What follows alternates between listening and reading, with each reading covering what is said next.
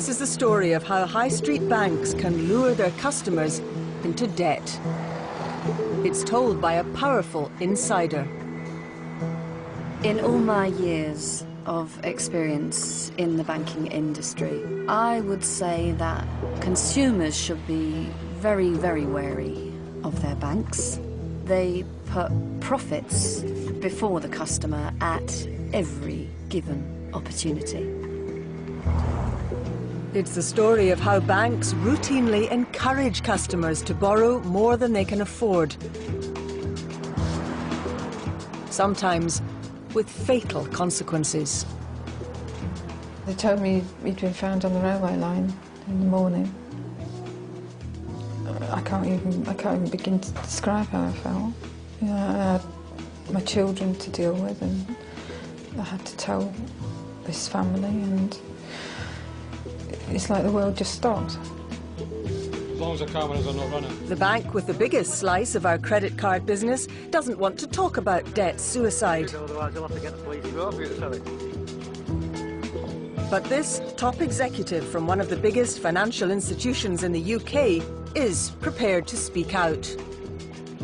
I am a senior executive working in the banking and credit card industry, and I have decided to blow the whistle on this industry.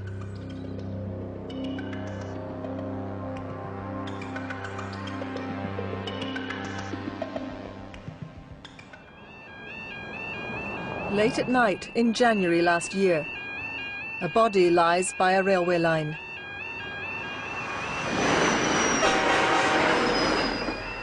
The only clue to the death is a bag nearby. Inside, dozens of credit card statements detailing a mountain of debt. Mark MacDonald, who was 43, had thrown himself under a train, leaving a widow and 2 children. Mark was one of at least 17 debt-related suicides across Britain in the last 3 years. His story was first highlighted a month ago by our colleagues on Britain's Streets of Debt. Now Panorama has fresh revelations about the lending practices of the high street banks. These tragic cases where people have taken their own lives are the cost that is paid for irresponsible lending practices, and this is exactly why they need to be curbed. These suicides have been an inconvenience to the industry as a whole, and they have exposed the practices that the banking industry have got away with for years and years and years.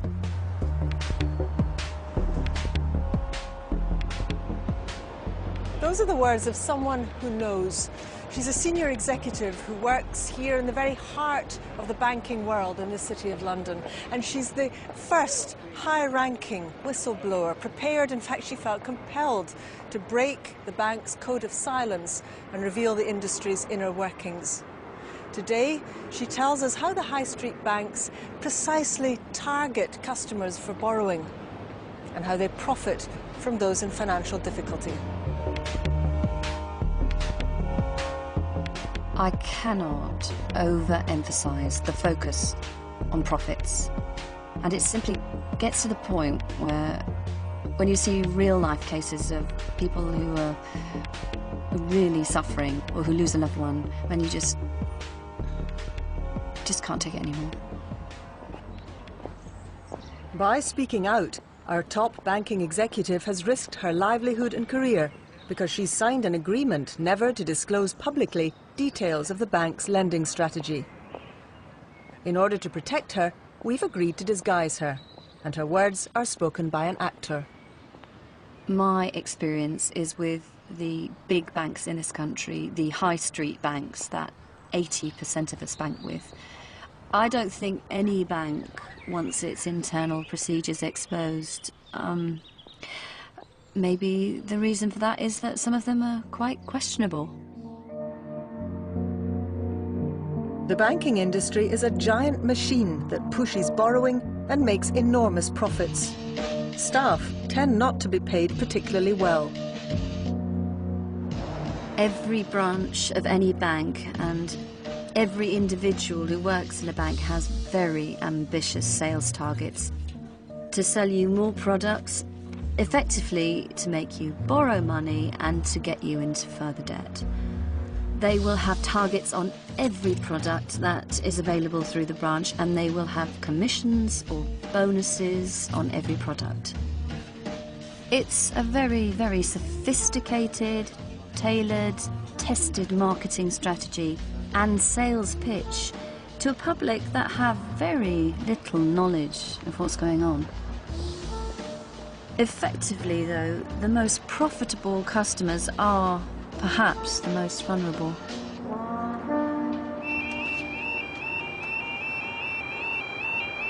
Customers like Mark MacDonald, who stepped in front of that train one night late last January.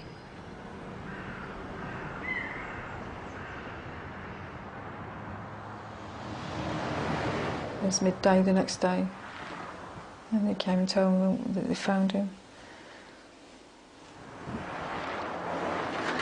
They told me he'd been found on the railway line in the morning. He'd left the backpack at the side of the railway track, and he was full of bills, credit card bills, loans, all the evidence of the debt. To the industry, Mark was a revolver. Someone who borrows heavily, makes minimum payments, and never fully repays their debts. The revolvers are the customers who borrow money month in, month out. They're the people who are paying very high interest charges. They're the people who are likely to pay extra fees when they go over their credit limit. They're the people most likely to pay penalty charges. So you want to retain these customers at all costs. Mark had been a revolver for years. He lived in Downham Market in Norfolk, where he worked as a writer of technical manuals.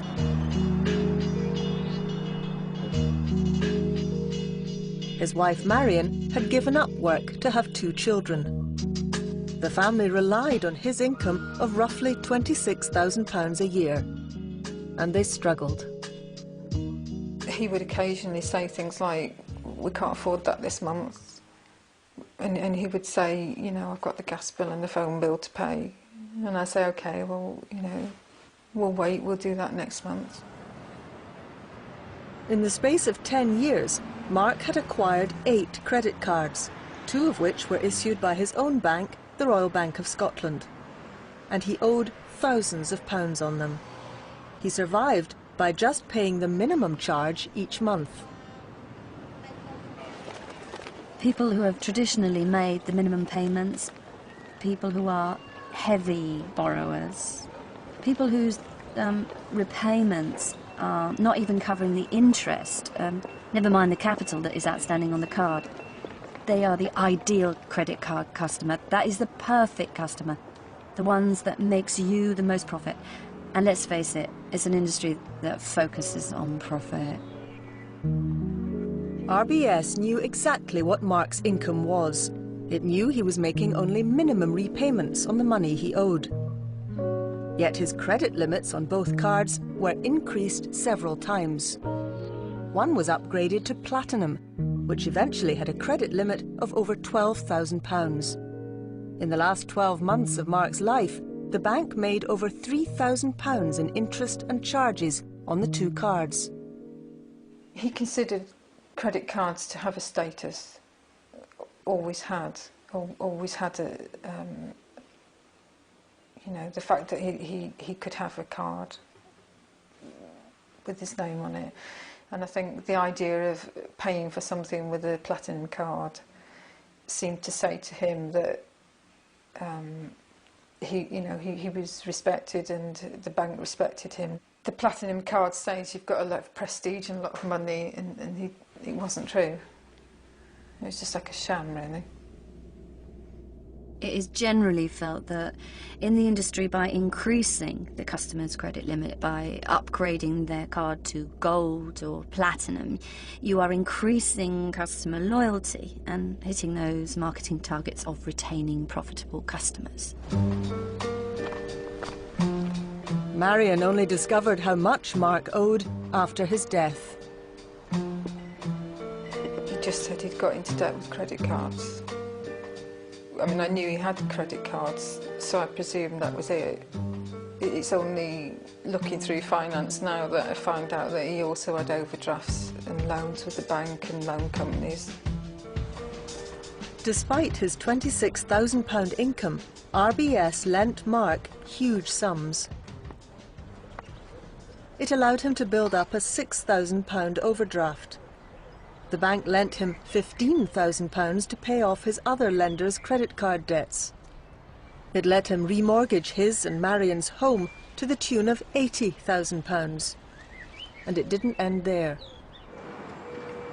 By the time he took his own life, Mark owed his bank almost £120,000.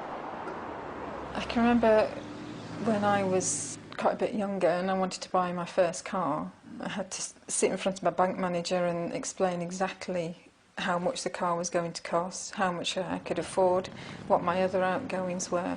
But I think now, because it's offered, I think people somehow think if they're offered that amount of money, therefore they can afford it.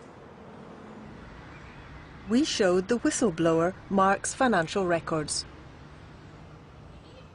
There were a number of warning signs from a relatively early stage that the bank should have picked up on. Here was a man on a very modest income. He was roughly earning £26,000 a year. He was lent his annual take-home pay just on credit cards, on 2 credit cards.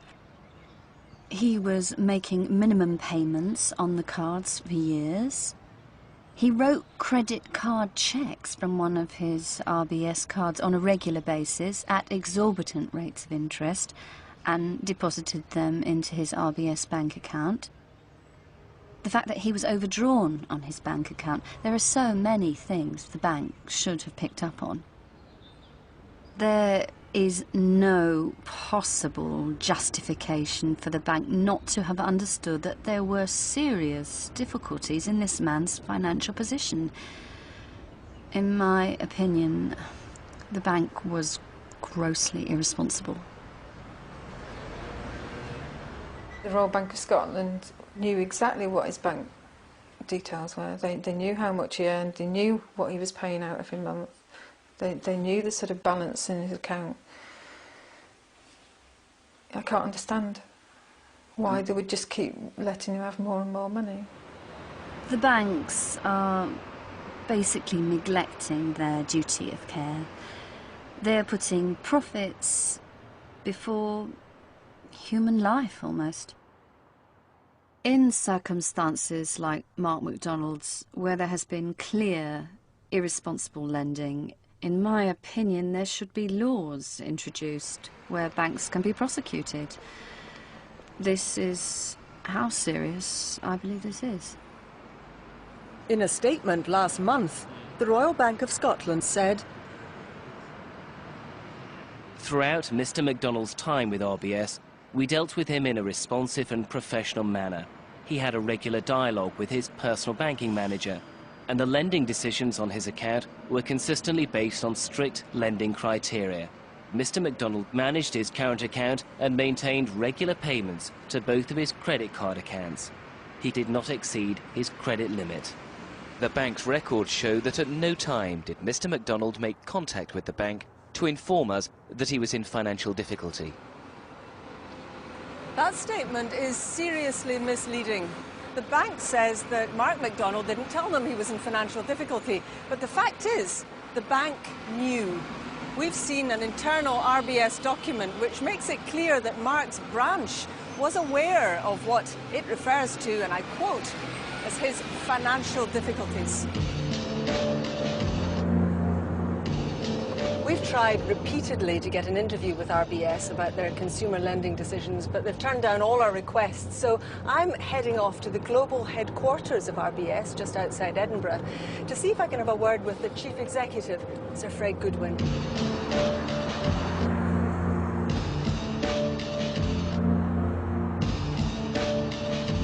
With profits for 2005 of £8 billion and a gleaming modern headquarters, RBS are certainly in no financial difficulty. Can't get out. Hi there. Sorry to bother you. I'm from BBC Panorama. We're hoping to have a word with Chief Executive Sir Fred Goodwin. What, is it just on spec or are you expected? What do you want me to do just now then, over? The high street banks are constantly adjusting their financial strategy and launching new lending products. It's a fiercely competitive market, servicing a UK debt burden currently running at over £1 trillion. Is that turned off? Excuse me, is that camera turned off? Otherwise you'll have to get the police involved. Sorry. The marketing department is the engine of the business, and it will have a whole series of targets. It will have targets to attract new customers, which are extremely ambitious, and then you have very aggressive targets to maximise profits on existing customers. Monthly sales targets and meetings are what the marketing department lives for. Credit cards are banks' biggest and most profitable consumer lending product, especially when we can be persuaded to increase our spending and to carry debt over from month to month.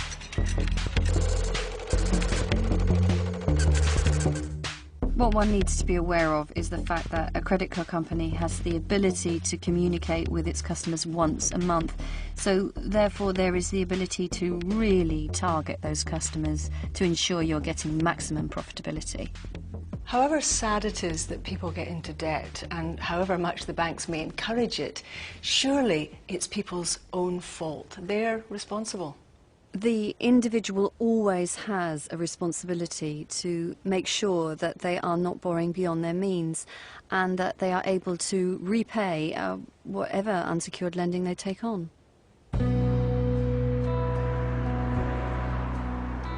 The banks have other techniques to get you to borrow more from them. Robert Jenkins is another revolver. He's married to Evelyn and they have 5 children in their teens. He's a school caretaker and he earns £18,000 a year. We lived very much hand to mouth. We had to budget carefully. Major bills, unexpected bills were a problem for us. Robert's take-home pay was £250 a week, while Evelyn earned £100 a week in a part-time catering job. For years they were getting by. Just.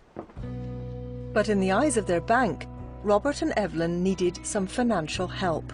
Robert was called in for a meeting. He remembers this as a financial health check, but Lloyd's TSB disputes this. We received a telephone call inviting us along to the bank for a health check, which seemed a good idea. When you're conducting a health check, you will look at areas where that person doesn't have perhaps one of the bank's products. They don't have a credit card, they don't have a loan, and in most cases they probably don't need it. But if they don't have it, you're going to try and sell it to them.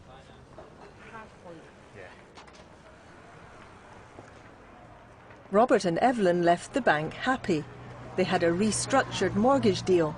And within a few months, Robert had a platinum card with a £6,000 credit limit. It was a good feeling to know that you'd got this sort of period of austerity behind you. Your finances were on track, and they were so on track that you were creditworthy, not just for a few £100s, but for a few £1,000s. And that made me feel very good.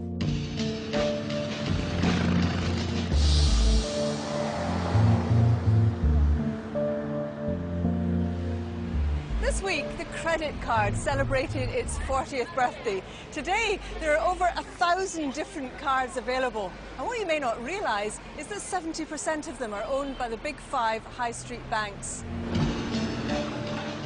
At any one time, a single credit card will have up to 100 different interest rates for purchases, introductory offers and cash.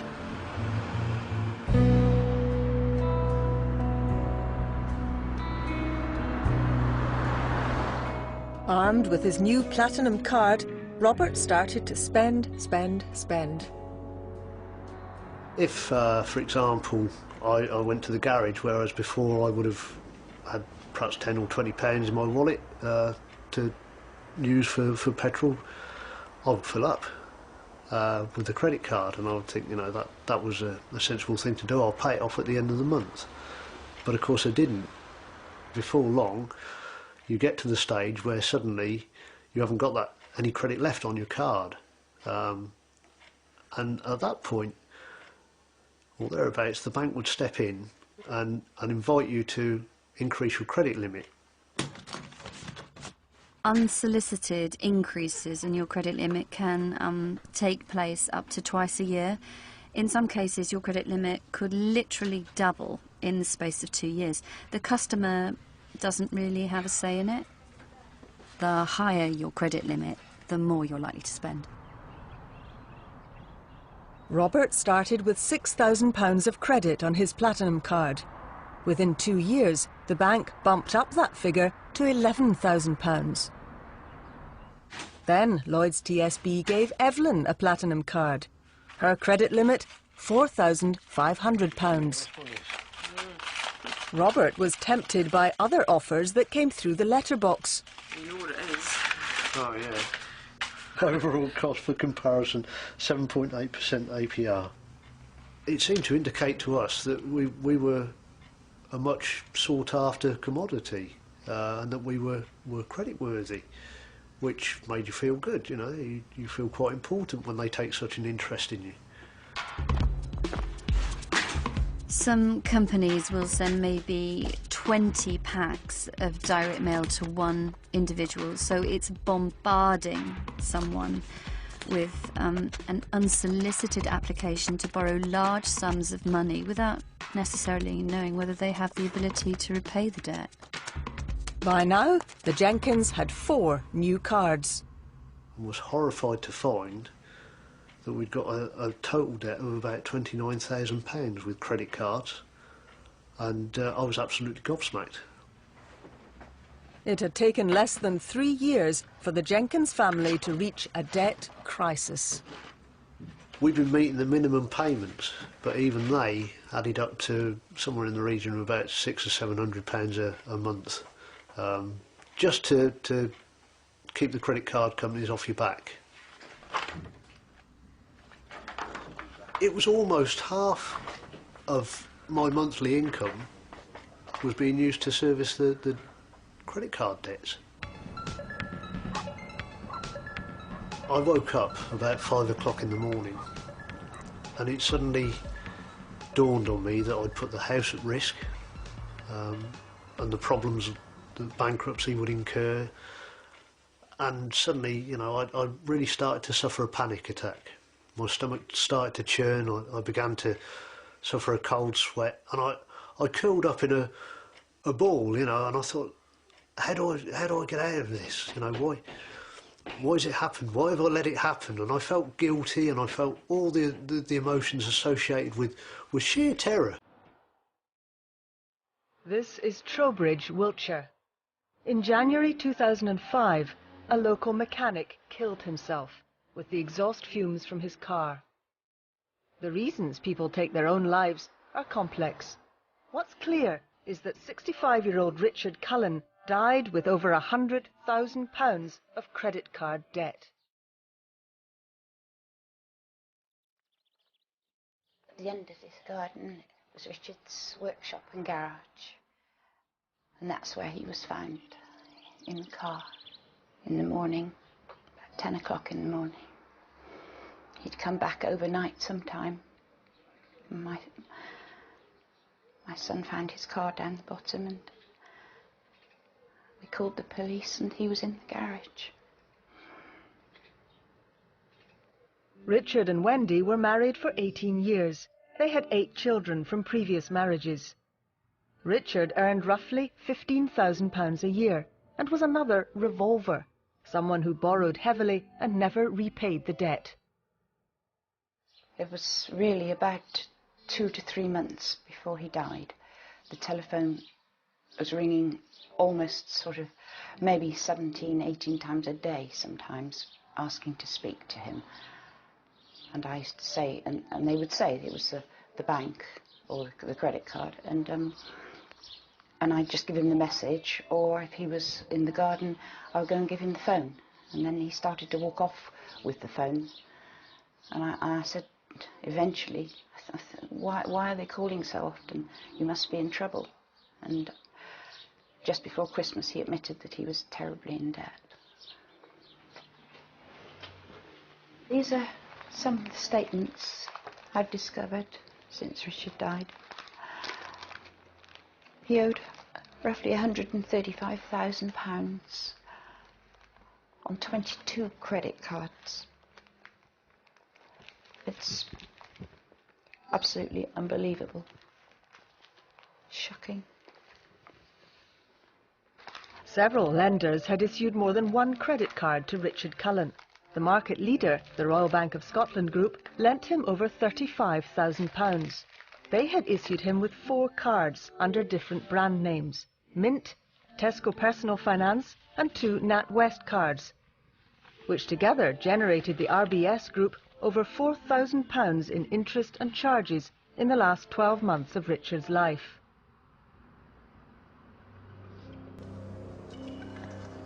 We took the statements to the whistleblower. This is one of the worst cases of irresponsible lending that I have ever seen. Customers like Richard Cullen, they are the ideal customer. They hold multiple brands with one institution. In this case, credit cards are pushed all the way to the limit. Throughout his whole payment history, he's only making minimum repayments. He takes cash out. There are no interest-free periods. This is your perfect customer. He spends on the card every single month. He's a regular user. He was earning a very modest income of £15,000. The bank knows that they lent him £35,000. If that's not an alarm bell, then what is? There is an inconsistency in these statements in that there are credit limit increases at the same time as we're seeing a history of arrears and minimum repayments. It's completely inconsistent. This is just a very, very good example of why the banks cannot be trusted to self-regulate. Why do they do it? Because they know they can get away with it. I'm angry at Richard, and I'm angry at the banks. Richard had a responsibility. He took out the credit cards and the loans. But surely the bank must take responsibility as well for allowing him to go on and on, getting deeper and deeper into debt. Several months after Richard's death, RBS agreed to write off his outstanding debt of £35,000. It's a very, very different life now. One day you're happy, the next day it's nothing. You're just on your own.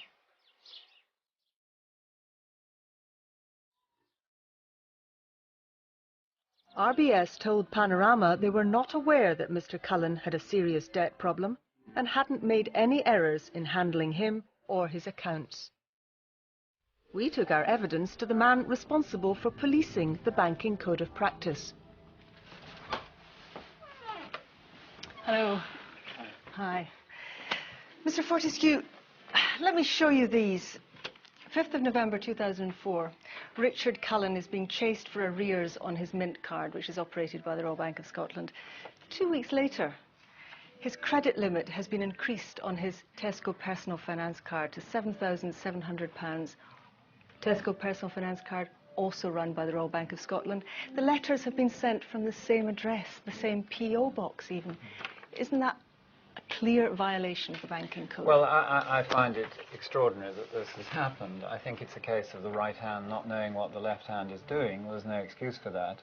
But it was clearly very strange indeed for them to be increasing his card limit on the one side and the other side trying to ask for their money back. This is within one bank. This is inexcusable, surely. I agree. I think this is wrong. I will investigate to see whether there's been a breach of the banking code. We will need Mrs. Cullen's authority to do that, but I will gladly do that.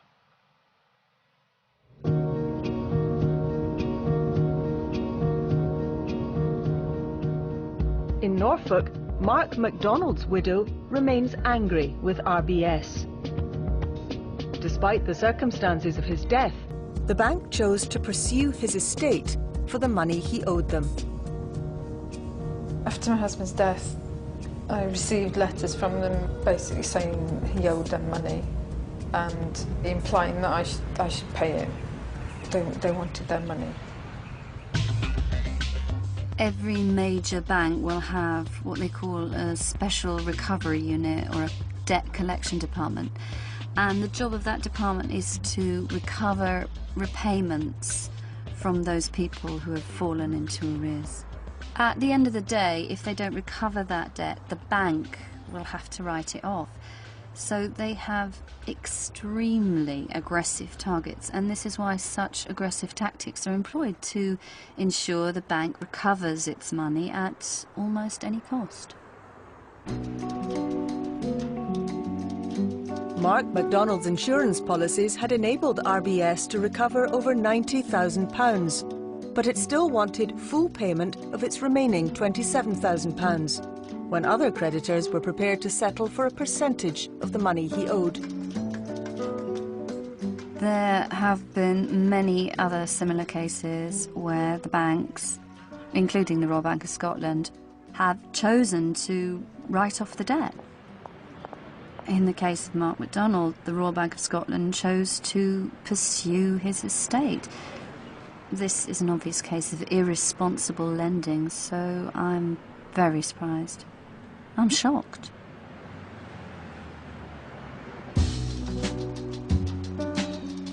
It was a slow process.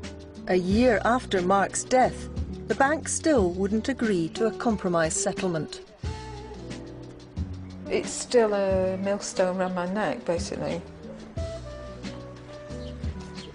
If I have to pay it, I have to pay it, but I just want it to be gone. And it's not. I'm constantly having to be brought back to the situation.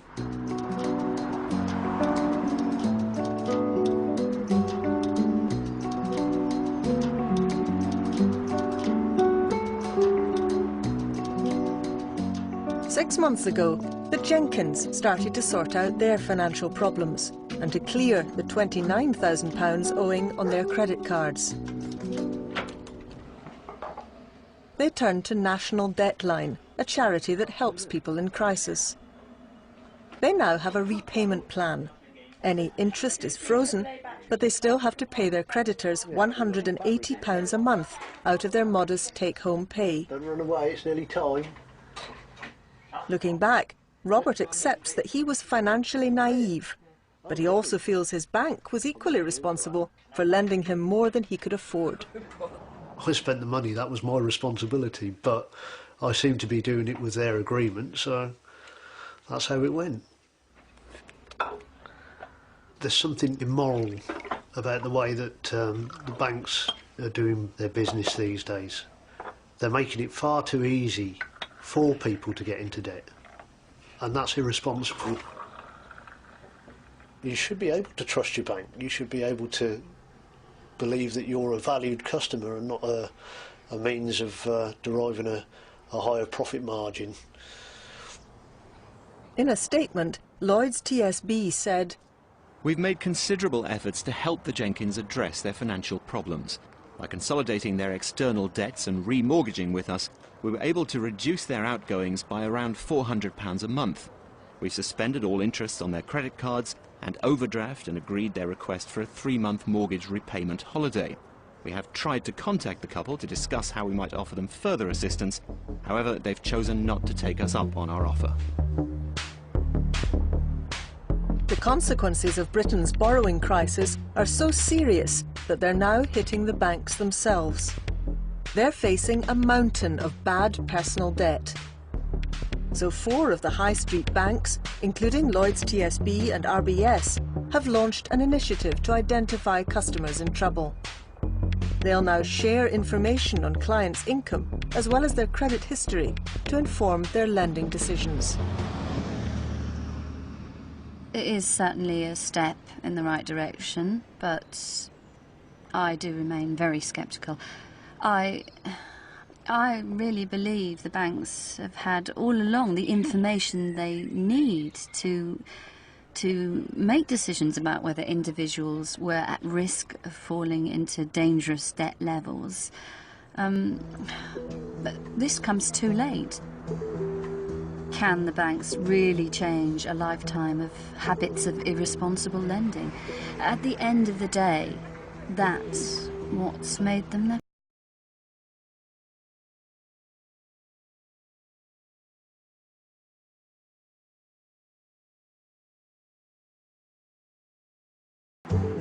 So we're going shopping for some shoes. Anything else? No, you don't want me to buy anything else? That's unusual. I'll ask you when I get there. Oh, I thought you might. You don't think you can carry on to start with, but you know, you have to. I have to think of my children. I have to think that they've got their whole life ahead of them. If I'm strong, they'll be strong. I think he blamed himself totally. I think he felt he let us down very badly.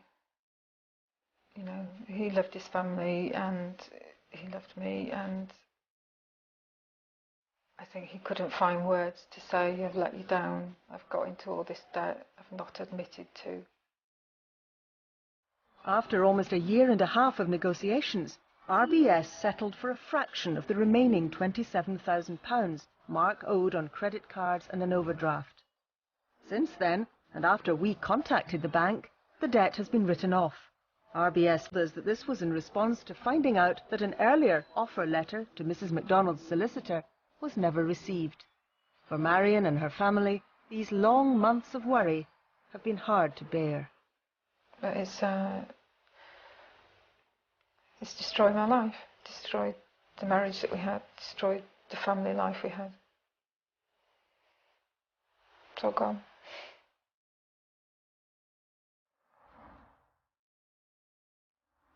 Right. Yeah. We didn't want you filming right here. So Fred isn't actually here. There's nothing we can do about that. If you want to have an interview with somebody, we just try to do it. But what we would appreciate is if you tilt the cameras to the ground. Well, Sir Fred Goodwin wasn't there today, neither was any of the other senior executives, apparently. I had a very long conversation with somebody from Group Communications by phone, who's in London, and tells me that she'll try and fix up an interview for me in London tomorrow. So we'll see what we can do. In the meantime, we're being moved on again. Tomorrow came, but no interview. RBS didn't make it happen. Over-indebtedness has become a cancer in British society. It affects every one of us. The banking industry is fully aware of the reasons why people are falling into severe financial difficulty, and I felt that not enough was being done about it, and in many cases a blind eye was being turned to these issues. I would say that consumers should be very, very wary of their banks.